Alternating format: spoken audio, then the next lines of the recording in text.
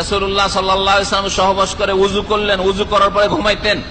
এটা জানা আমাদের জন্য জরুরি যে সহবাসের পরে যদি মনে করেন যে এখন তো রাত 10টা বাজলো, ফজরে আমার গোসল করলেই চলে, এই মাসলা জানতে হবে না? তাহলে আমি শুয়ে থাকবো, তো আমি এরকম নাপাক হয়ে শুয়ে থাকবো না, পুরোপুরি নাপাক হয়ে শুয়ে থাকবেন না, উযু করে আপনার নাপাকিটাকে হালকা করে না তারপরে শুয়ে থাকেন। হয়তো যুবক মানুষ অথবা বিদেশ থেকে গিয়েছেন, বিবির কাছে রাতে একাধিকবার যেতে হবে, সহবাস করতে হবে, তো বারবার করে গোসল করবেন? মূর্খ লোকেরা তাই করে। আমাদের দেশের মূর্খ সমাজের লোকেরা কি করে, যেমনই সহবাস হলো তারপরে রে খাট থেকে নেমে ভালো করে হাঁটবি না, তুই যে পায়ের আঙ্গুলে ভর দিয়ে দিয়ে কোন রকম করে গোসল খানায় পৌঁছিবি। শুনেছেন না শোনেন নাই? আপনারাই তো শুনেছেন, আমাকে নাই জানবো কি করে? এই সব বিধাত আমরা জানতামই না। আপনাদের কাছ থেকে শিখে শিখে জানছি যে সব বিধাত আছে। কোন রকম করে খাট থেকে নেমে আঙ্গুলে, বুড়ো আঙ্গুলে ভর টর দিয়ে, দুটো আঙ্গুলে ভর দিয়ে কোন গোসল খানায় পৌঁছে না, নলকূপের কাছে পৌঁছিতে হবে, আর তাড়াতাড়ি করে গোসল করতে হবে। ভাত রান্নাও করা যাবে না, ভাত খাওয়াও যাবে না, পানি পান করাও যাবে না নাপাক অবস্থায়। এইসব সব ভুল কথা।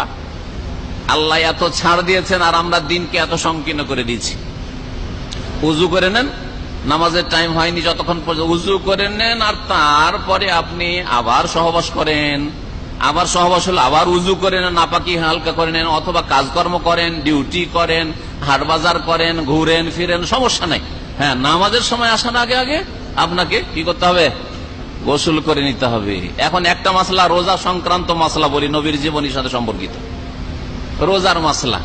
অনেক ভাইদের স্বপ্ন দোষ হয়, না হয় না? রাত্রে শুয়েছেন, ঘুমিয়েছেন, স্বপ্ন দোষ হয়েছে, অথবা অনেকের সাথে পরিবার আছে, অথবা দেশে যাবেন, হয়তো রমজানে অনেকে দেশে যাবেন। এই মাসলা আজকে প্রয়োজন, এবছরে প্রয়োজন না হলে আগামী বছর প্রয়োজন পড়তে পারে।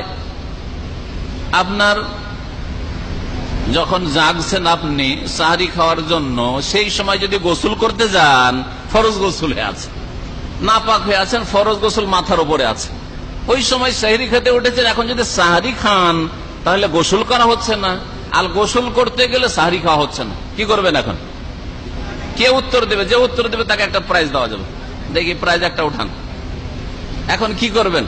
দলিল সহ বলতে হবে, শুধু ফতোয়া দিলে হবে না, কারণ বিনা দলিলে ফতোয়া দেওয়া হারাম। ইমাম আবু হানিফা রাহমাতুল্লাহ আলাইহি বলছেন বিনা দলিলে ফতোয়া দেওয়া হারাম। সাহরি খাওয়ার সময় হতে যাচ্ছে, শেষ হতে যাচ্ছে একবারে, ওই সময় জাগলেন আর স্বপ্ন দোষ হয়ে আছে, গোসল করতে দৌড় দেবেন না সাহরি খাবেন? যে দলিল সহ উত্তর দেবেন হাত উঠান। এর দলিল কি? কেন করবেন আপনি?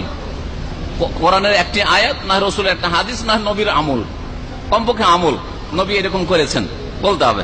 নবী করিম সাল্লাল্লাহু আলাইহি ওয়াসাল্লাম কানা রাসূলুল্লাহ সাল্লাল্লাহু আলাইহি ওয়াসাল্লাম ইউসবিহু জুনুবান ওয়া হুয়া সাইম।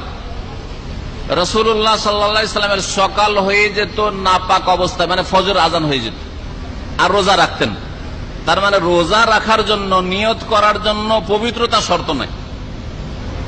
আপনি নাপাক অবস্থায় রোজার নিয়ত করে নেন, বোঝা গেছে? সাহরি খাওয়া সুন্নত, নিয়ত করলেই রোজা, ঠিক না? অন্তরের নিয়ত, নিয়ত পড়বেন না। আবার কে কে নিয়ত পড়েন? নাওয়াইতু আন আসুমা গাদান, কে পড়েন? যে পড়েন হাত তোলেন।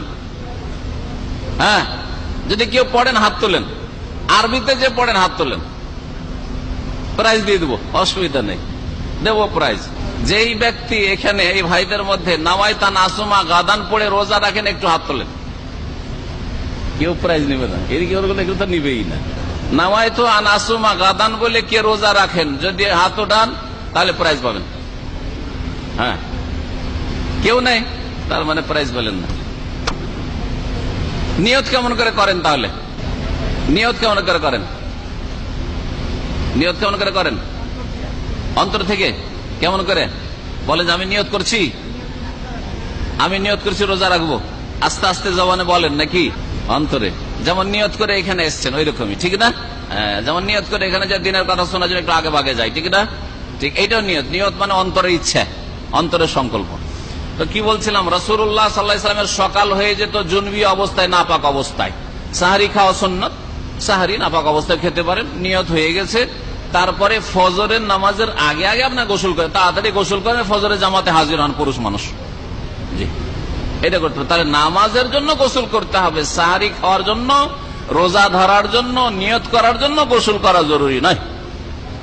এতটুকু যদি ইসলামের ছাড় থাকে, তাহলে চিন্তা করুন কাজকর্ম করা যাবে না, প্রয়োজনের সংসারের অথবা রান্না করা যাবে না।